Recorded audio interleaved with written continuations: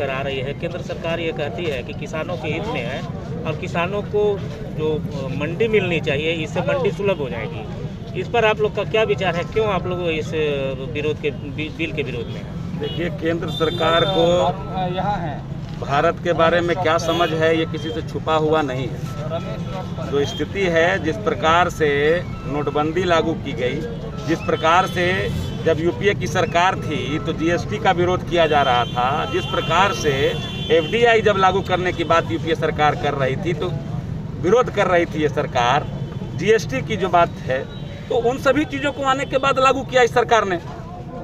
आज के डेट में स्थिति ये है, ये वही सरकार है जिसने कहा था कि हर एक के खाते में 15 लाख देंगे। ये वही सरकार है जिसने कहा था कि 2 करोड़ नौकरियां देंगे। तो आज क्या स्थिति है? ये वही सरकार है जिसने कहा था कि जीडीपी जो है वो दहाई के आंकड़े को पार करेंगे, हम लोग छुएंगे। आज क्या स्थिति है? जीडीपी आपका माइनस में चला गया। आपके बीएसएनएल बिकने के कगार पर है, एलआईसी के स्टेक को बेचने की बात चल रही है, एयर इंडिया बिकने के कगार पर है, रेलवे स्टेशन बेच रहे हैं आप, एयरपोर्ट बेच रहे हैं आप। बचा क्या? बचा क्या? ये वही सरकार है जो ये बोल रही है कि किसानों के फायदे के लिए ये तीनों बिल लाए गए हैं। तो इस सरकार की मंशा पर आपको मंशा जो है वो क्लियर है।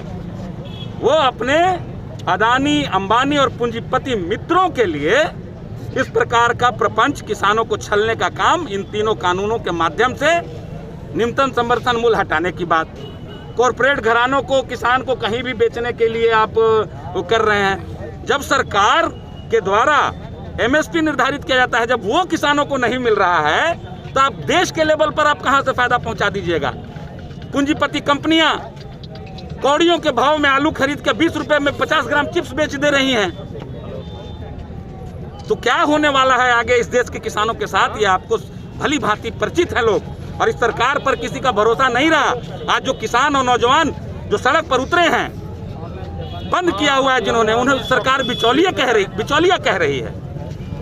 अरे बिचौलिया तो आप हैं जो अपने पूंजीपति मित्रों को फायदा पहुंचाने के लिए किसानों को छलने का काम कर रहे हैं इन तीनों कानूनों के माध्यम से। हम लोगों का मांग है पहले इन तीनों कानून को वापस लिया जाए और तब किसान नेताओं के साथ, किसान विशेषज्ञों के साथ बैठकर कोई निर्णय लिया जाए।